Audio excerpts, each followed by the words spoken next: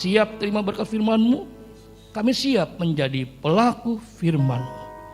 Datanglah kerajaan-Mu dan jadilah kehendak-Mu di bumi seperti di surga. Dalam nama Yesus, kami berdoa dan bersyukur. Semua yang percaya, yang siap terima berkat Tuhan, katakan amin. Amin. Beri kemuliaan buat Allah kita. Ya, Bapak Ibu silakan duduk. Puji Tuhan, selamat pagi. Shalom. Apa kabarnya? Puji Tuhan. Berapa banyak Bapak Ibu yang hari-hari ini sungguh merasakan Tuhan itu baik? Saya percaya semua ya. Kita ada pagi ini karena kebaikan dan kasih Tuhan. Nah, Bapak Ibu, kita akan melihat apa yang menjadi tema kita di bulan Maret, Bapak Ibu. Ya. Hari-hari begitu cepat, tanpa kita rasa, kita sadari kita sudah berada di bulan yang ketiga di tahun yang baru, Bapak Ibu. Ya, di tahun 2021. Nah, ini yang menjadi tema kita, Bapak Ibu. Baik, kita baca sama-sama 2-3. Mau diproses ciri seorang murid. 2-3. Ciri seorang murid. Nah, Bapak Ibu, mungkin kita banyak mendengar kata murid. Ya, Januari Bapak Ibu masih ingat khotbah saya? Komitmen seorang murid Kristus. Kemarin bulan Februari, ciri seorang murid Kristus mengasihi. Kenapa Bapak Ibu selalu kata murid? Nah, Bapak Ibu, kita perlu sadar, kita perlu ingat bahwa perintah Tuhan, jadikan setiap bangsa menjadi apa Bapak Ibu? Menjadi murid.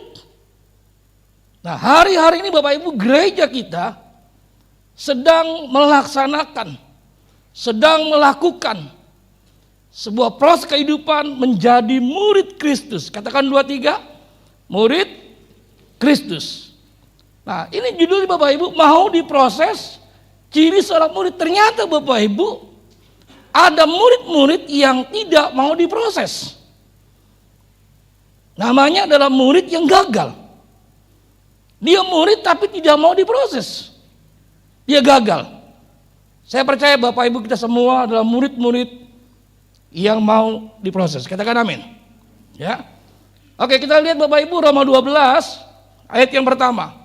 Semua kita baca 2-3. Karena itu saudara-saudara, demi kemurahan Allah, aku menasihatkan kamu supaya kamu mempersembahkan tubuhmu sebagai persembahan yang hidup, yang kudus dan yang berkenan kepada Allah. Itu adalah ibadahmu yang sejati. Garis bawahi Bapak Ibu kata ibadahmu yang sejati. Nah, banyak anak Tuhan Bapak Ibu salah mengerti tentang ibadah yang sejati. Dia berpikir ibadah yang sejati itu seperti kita. Pagi ini sejam 2 jam. Ini ibadah betul Bapak Ibu. Tapi ibadah yang sejati, ibadah yang sebenarnya, yang sesungguhnya, bukan ibadah sejam 2 jam. Tapi ibadah yang sejati, ibadah yang sebenarnya, yang sesungguhnya adalah kehidupan kita setiap hari. Halo?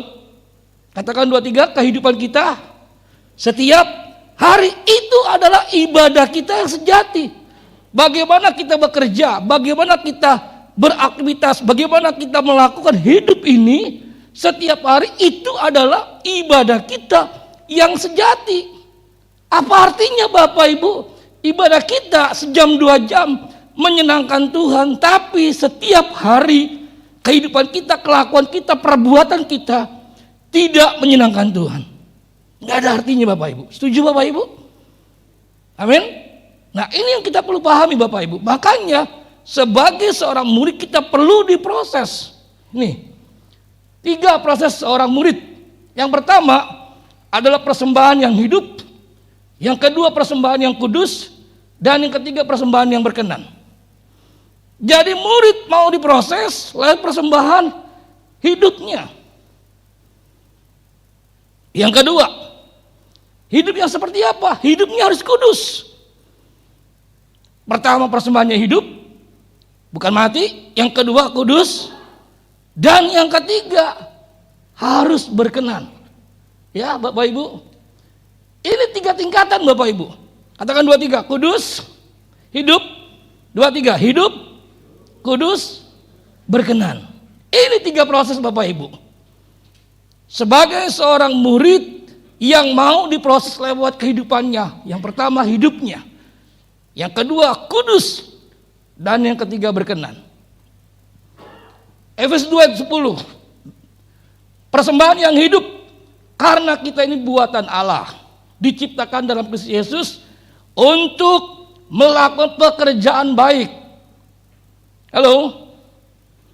Ibadah yang sejati bukan sejam 2 jam. Katakan amin.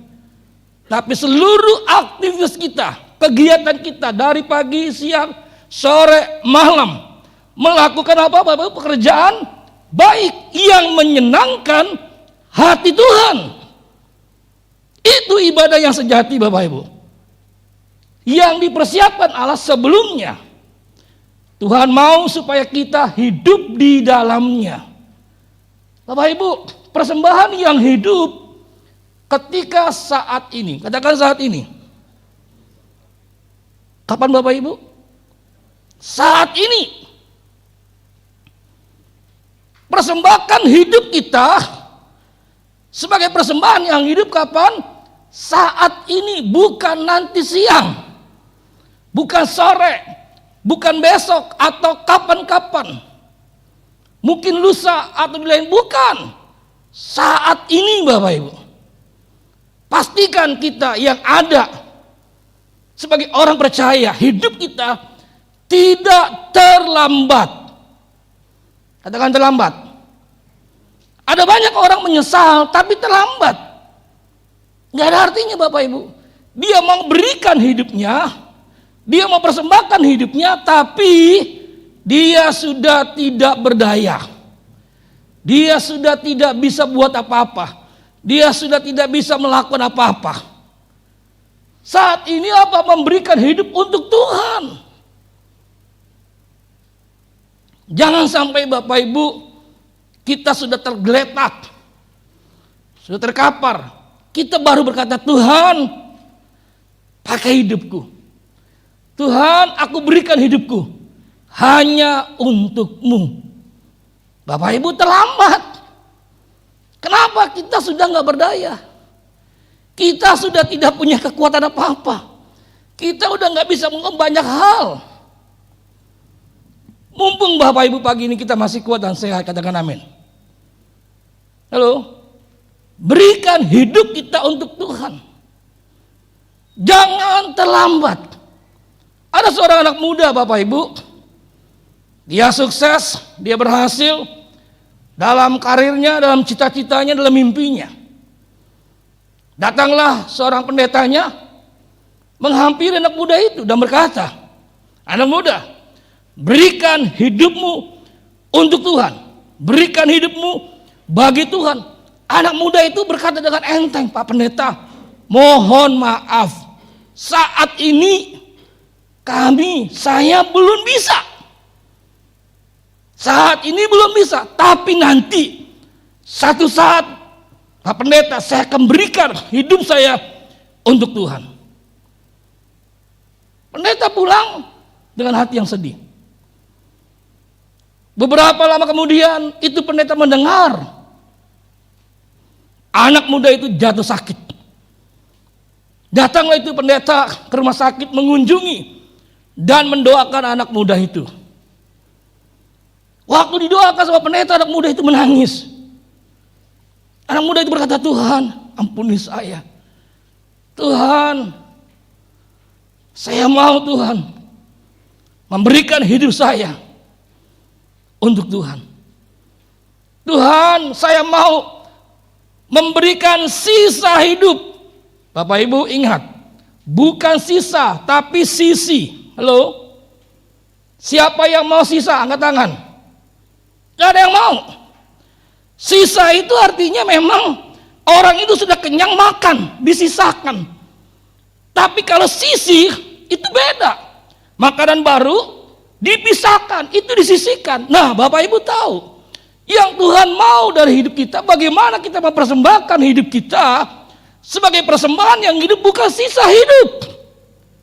Ketika kita udah gak bisa bikin apa-apa, udah gak bisa lakukan apa-apa, ingat Bapak Ibu, hidup ini adalah kesempatan. Proses murid yang pertama mempersembahkan hidupnya sebagai persembahan yang hidup. Kapan? Saat ini. Jadi kan pasti Bapak Ibu pagi ini, Bapak Ibu yang ada di gereja, yang di rumah, tidak terlambat mengambil keputusan. Sebab terlambat sudah nggak ada artinya. Nasi sudah berubah menjadi bubur, tidak ada artinya. Dan memang Bapak Ibu, sebagian besar pada umumnya manusia menyesal, tapi terlambat. Setuju Bapak Ibu? Jarang manusia menyesal duluan. Kebanyakan sudah terjadi baru menyesal. Aduh Tuhan, ampuni saya. Tuhan, kok kenapa ya saya kok bodoh amat ya? Kenapa ya saya Tuhan menyia-nyiakan anugerah-Mu? Pagi ini Bapak Ibu, firman Tuhan mengingatkan, persembahkan hidup kita ini sebagai proses orang murid yang mau diproses, yang mau memberikan hidupnya, mempersembahkan hidupnya.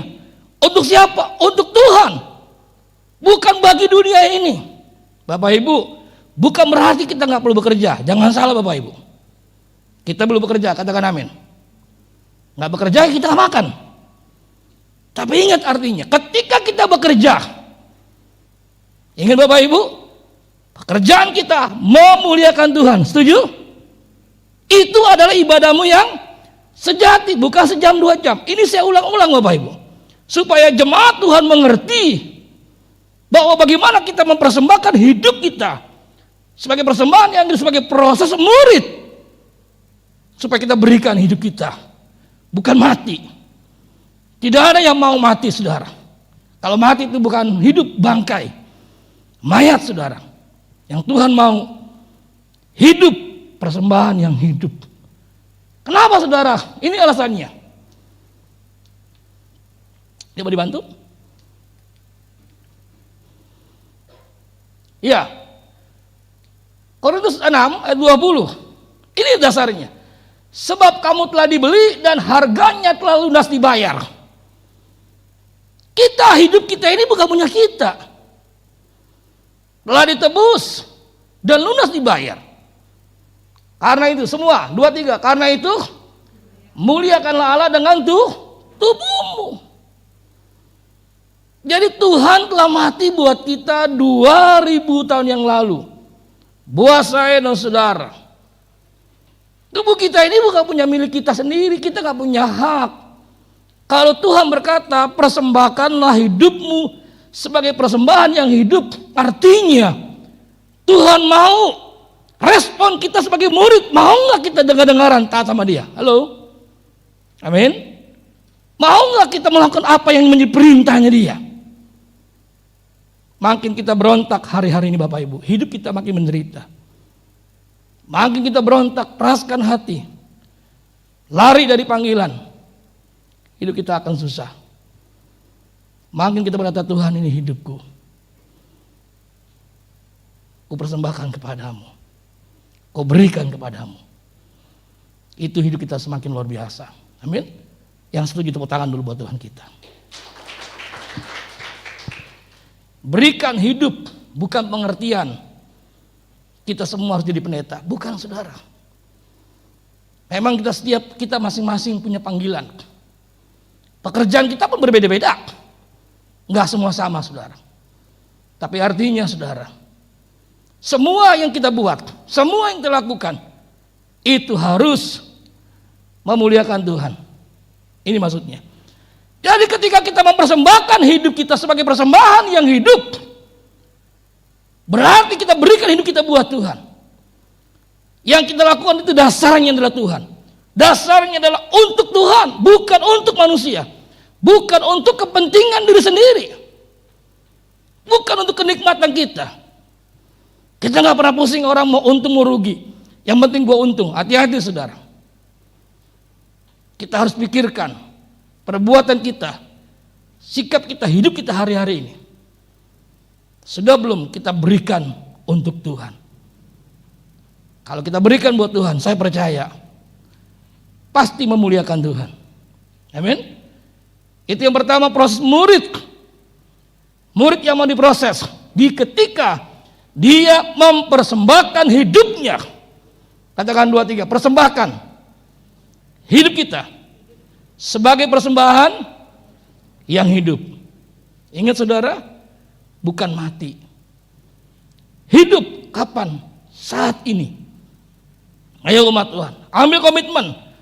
Kalau selama ini kita belum serius, belum sungguh-sungguh mengambil keputusan, komitmen untuk memberikan hidup ini sebagai persembahan yang hidup di hadapan Tuhan. Pagi ini katakan, Tuhan, ini hidupku, aku mempersembahkan. Amin. Bapa, ku persembahkan tubuhku sebagai persembahan yang hidup. Amin. Kita masuk yang kedua, saudara. 1 ayat 15 sampai 16. Persembahan yang kudus, tetapi hendaklah kamu menjadi kudus di dalam seluruh hidupmu. Sama seperti yang kudus yang telah memanggil kamu. Sebab apa? Ada tertulis, kuduslah kamu sebab aku kudus. Kenapa kita mempersembahkan persembahan hidup kita? Persembahan yang hidup dan yang kudus. Karena Tuhan kita kudus, saudara. Jadi kalau kita mempersembahkan hidup kita sebagai persembahan yang hidup tapi nggak kudus, nggak bisa. Zaman perjanjian lama, Bapak Ibu, ketika binatang itu kambing domba yang mau dipersembahkan kepada Tuhan, binatang itu harus dikurung, dikandang, dipisahkan. Jadi binatang ini nggak bisa serta-merta langsung dipersembahkan kepada Tuhan, nggak bisa. Kalau binatang itu sakit, picek, pincang, itu binatang nggak bisa, nggak layak dipersembahkan sebagai persembahan yang kudus. Bapak Ibu, memang kita nggak gampang. Kita hidup di dunia, bagaimana kita harus hidup kudus? Ini nggak mudah, saudara, tapi bisa. Persembahan yang hidup, persembahan yang kudus, ketika kita hidup benar di hadapan Tuhan. Ya, persembahan yang kudus ketika kita hidup benar di hadapan Tuhan.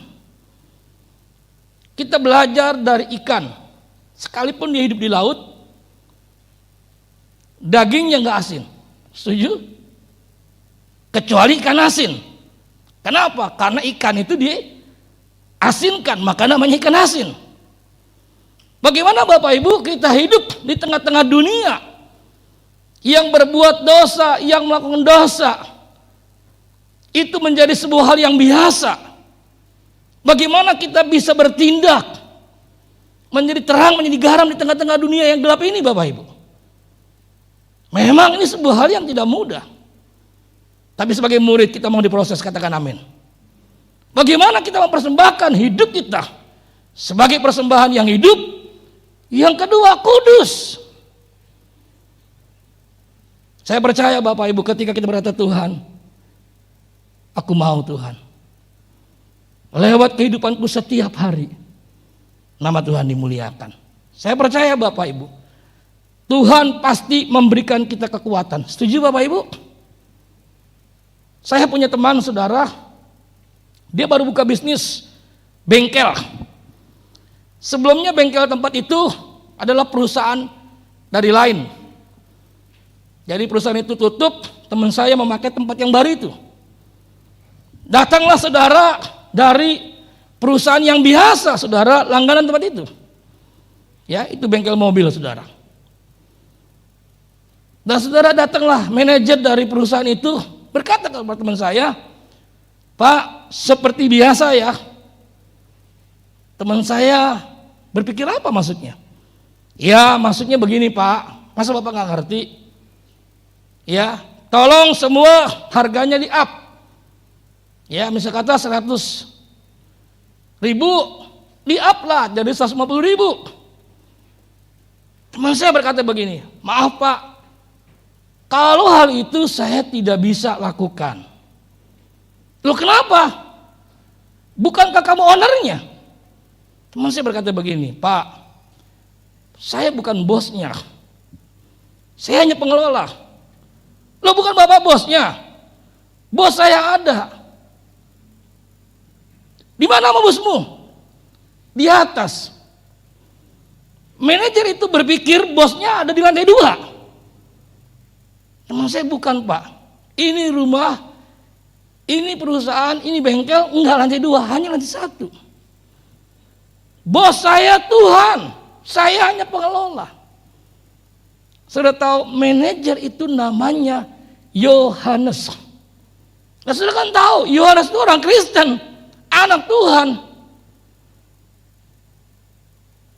Saudara, itu manajer mengancam teman saya untuk berkata apa? Mulai saat ini semua mobil saya tarik, pindahkan ke perusahaan yang lain. Teman saya berkata, kalau mungkin itu baik bagi Bapak, silakan. Saudara tahu teman saya secara omset kehilangan. Kenapa? Mobilnya bukan 1 2. Puluhan banyak yang masuk bengkel itu, saudara. Jadi perusahaan itu sudah buat MOU dengan perusahaan yang lama. Tapi dia nggak tahu bahwa bengkel itu baru punya teman saya. Teman saya hanya berkata, Tuhan, aku tahu jerih payahku tidak menjadikan aku kaya. Tapi berkat Tuhanlah yang menjadikan aku kaya. Katakan amin. Tepuk tangan buat Allah kita. Saudara, manajer ini ketika dia pulang, hatinya gelisah. Dia tahu apa yang dibuat itu salah. Saya percaya dia buat ini bukan 1 2 tahun di perusahaan yang lama, bengkel yang lama, owner yang lama. Tapi ketika dia ketemu dengan anak Tuhan yang cinta Tuhan, yang mau mempersembahkan hidupnya sebagai persembahan yang hidup dan yang kudus, benar di hadapan Tuhan, dia sadar, saudara, apa yang dia buat itu salah. Beberapa hari kemudian manajer itu kembali lagi ke teman saya dan berkata, Pak, maafkan saya. Kalau perbuatan saya tidak sesuai firman Allah, perbuatan saya tidak berkenan di hadapan Tuhan. Teman saya berkata, Pak, enggak apa-apa. Saya mengerti apa yang Bapak maksud. Saudara, teman saya tidak tinggal diam. Dia memberikan komisi kepada manajer itu yang sudah berani dengan gentle jujur berkata, saya mau berubah. Amin. Saudara, ini tantangan kita. Bagaimana dalam hidup kita, kesehari kita, dalam bekerja, dalam beraktivitas, dalam apapun yang kita buat, sebagai persembahan yang hidup, yang kudus, yang berkenan di hadapan Tuhan. Ini penting buat kita. Ya, ingat saudara, dosa adalah dosa. Dosa bukan masalah. Dosa dan masalah itu 2 hal yang berbeda. Setiap masalah ada jalan keluar. Setuju Bapak Ibu? Tapi dosa beda. Seberat apapun tantangan kita, hidup kita hari-hari ini, masalah kita, percaya Bapak Ibu, bersama Yesus ada jalan keluar. Amin. Jangan berkata, waduh Tuhan, masalah saya hari ini berat banget, beban saya berat. Percaya Bapak Ibu, bersama Yesus lakukan perkara yang besar. Amin. Keluarnya ada jawabannya bersama Yesus. Tapi dosa ini 2 hal yang berbeda. Bagaimana dengan dosa? Alkitab mengajarkan akui dan tinggalkan. Lihat tadi manajer itu Yohanes. Dia datang ke teman saya, dia mengakui dia sudah melakukan sesuatu yang bertentangan dengan firman, yang bertentangan dengan Tuhan. Dia akui dan dia tinggalkan. Dia bertobat, saudara. Yo umat Tuhan, engkau yang di gereja, engkau yang di rumah, orang lain gak tahu apa yang kau perbuat hari-hari ini. Tapi ingat, di hadapan Tuhan kita semua tidak bisa tersembunyi. Setuju? Di hadapan Tuhan kita semua telanjang Bapak Ibu. Tuhan tahu bisnis kita, pekerjaan kita, kehidupan kita hari-hari ini. pikiran kita, hati kita, apa yang kita buat hari-hari ini. Sudah belum Bapak Ibu? Itu menjadi persembahan yang hidup, yang memuliakan Tuhan. Persembahan yang benar-benar kudus di hadapan Tuhan. Kalau belum, katakan, Tuhan ini hidupku. Aku mau Tuhan. Minta ampun sama Tuhan.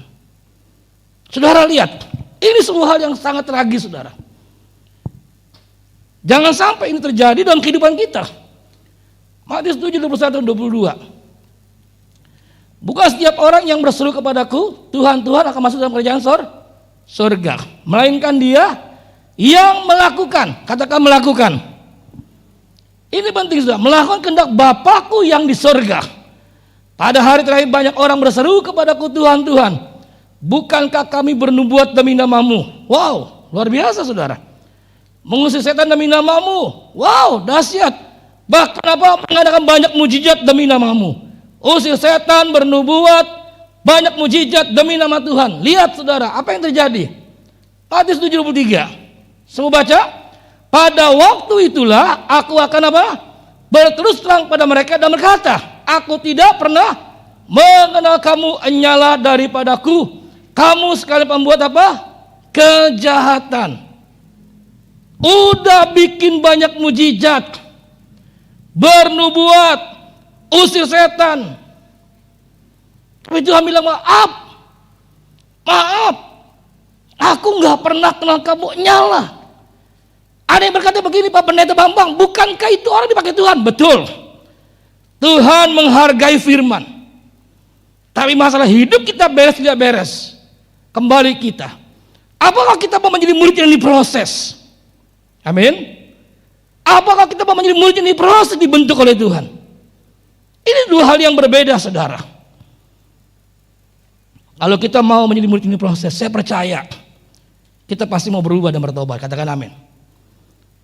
Yang pertama, persembahkan hidupmu sebagai persembahan yang hidup. Yang kedua, kudus. Dan yang terakhir, saudara, yang ketiga, persembahkan Kejadian 4 ayat 5. Tetapi Kain dan korban persembahannya tidak diindahkannya. Lalu hati Kain menjadi sangat panas dan mukanya muram. Nah, banyak guru sekolah minggu memberikan penjelasan tentang Kain ini, cerita yang keliru. Dia berkata bahwa Kain mempersembahkan buah-buahan yang busuk, buah-buahan yang tidak baik sama Tuhan. Sedangkan Habal mempersembahkan yang baik. Tidak ada ayatnya, saudara, dikatakan Kain mempersembahkan buah-buahan yang busuk yang tidak baik. Tapi Alkitab berkata bahwa Kain mempersembahkan hasil sebagian dari taninya, pertaniannya. Itu aja, saudara.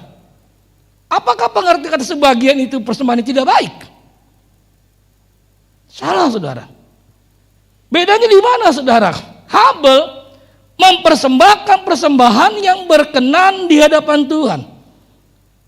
Kain kenapa nggak berkenan? Bapak Ibu mesti tahu sejarahnya. Di dalam perjanjian lama, bicara persembahan, bicara korban, itu identik dengan yang namanya penumpahan darah. Habal mempersembahkan kambing domba, ada penumpahan darah. Itu yang membuat dia berkenan di hadapan Tuhan. Kain tidak ada, saudara. Makanya lihat, Kain dan korban persembahannya tidak diindahkannya, tidak berkenan di hadapan Tuhan. Sementara Habal mempersembahkan sesuatu yang berkenan. Semestinya, saudara, Kain berkata kepada Habal adiknya, yuk kita barter. Kamu banyak punya kambing domba, kita barter sebagian. Saya percaya, saudara, Kain pasti berkenan di hadapan Tuhan. Amin. Jadi persembahan yang hidup, kudus, yang terakhir berkenan. Apa yang berkenan, saudara? Persembahan yang berkenan ketika kita melakukan apa yang Tuhan inginkan. Apa yang Tuhan inginkan hari-hari ini, saudara? Ini, saudara, 1 Yohanes 2 ayat ke-6. Barang siapa mengatakan bahwa ia ada dalam dia, ia wajib hidup sama seperti Kristus telah hidup. Katakan 2, 3, hidup seperti Kristus telah hidup. 2, 3, hidup seperti Kristus telah hidup. Ini persembahan yang berkenan, yang Tuhan inginkan Bapak Ibu hari-hari ini. Hidup kita semakin fokus kepada Kristus, katakan amin. Yang setuju tepuk tangan dulu buat Allah kita. Saudara, jangan sampai gara-gara COVID sampai pagi ini belum selesai, kita jadi kehilangan arah, gagal fokus. Ini persembahan yang berkenan kepada Tuhan. Ketika kita fokus, hidup kita semakin hari kita menjadi serupa dengan Kristus. Apa yang menjadi fokus kita hari-hari ini? Bagaimana saya semakin kaya? Bagaimana saya semakin sukses? Semakin berhasil? Bapak Ibu, itu bukan fokus hidup kita. Halo? Amin. Fokus hidup kita, bagaimana Bapak Ibu kita semakin hari serupa dengan Kristus. Ini yang penting, saudara.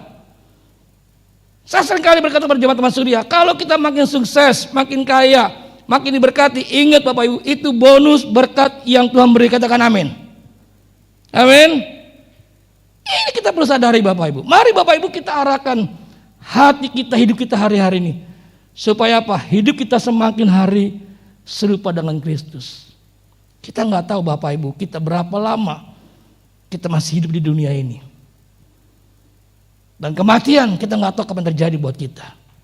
Tapi saya percaya Bapak Ibu, ketika kita semakin fokus sama Kristus, apapun yang terjadi dalam hidup ini, kita nggak perlu khawatir, nggak perlu takut, katakan amin. Amin. Lihat Bapak Ibu kesimpulan. Diproses menjadi murid untuk menjadi serupa. Jadi saudara pastikan jemaat Tuhan yang di gereja dan di rumah, gereja kita sedang berbicara hari-hari bagaimana kita menjadi murid yang mau diproses, murid yang mau dibentuk. Lewat apa? Lewat komit. Apa itu komit? Komunitas murid. Jadi bagi Bapak Ibu jemaat yang belum bergabung, segera daftar kepada Bapak Dwi, daftar kepada Saudara Fidel. Supaya apa? Lewat komit, lewat komunitas murid, kita bertumbuh. Amin. Kita diproses. Untuk apa saudara? Menjadi serupa. Lewat apa? Persembahan yang hidup. Ingat saudara, kapan hidup itu? Sekarang.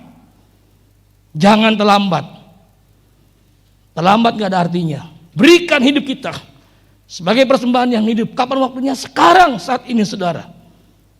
Yang kedua, lewat apa? Persembahan yang kudus. Artinya hidup kita harus benar. Hidup kita harus beres. Pagi ini saya gak menghakimi siapapun juga saudara. Dan saya juga berkata bahwa saya lebih baik. Tidak.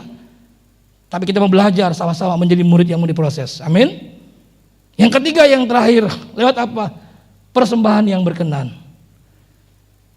Persembahan yang berkenan pasti saudara, bagaimana kita membawa hidup kita hari-hari ini semakin serupa dengan Kristus. Lewat komunitas murid, kita dibentuk, diproses supaya kita menjadi serupa dengan Kristus. Amin. Yuk kita berdiri datang sama Tuhan saudara. Datang kepada Tuhan, mari ambil komitmen pagi ini. Mari pemusik boleh ke depan, worship leader sing boleh ke depan. Terima kasih Tuhan. Mari pejamkan matamu, angkat kedua tanganmu di depan Tuhan. Terima kasih Tuhan. Mari pejamkan matamu, angkat kedua tanganmu. Buat komitmen pagi ini, katakan Tuhan, ini hidupku. Ini hidupku Tuhan. Aku mau mempersembahkan Tuhan. Hidupku hanya bagi Tuhan. Hanya bagi Yesus. Sebagai persembahan yang hidup. Bukan mati Tuhan. Selama masih ada waktu kesempatan, aku memberikan hidupku hanya untuk Tuhan.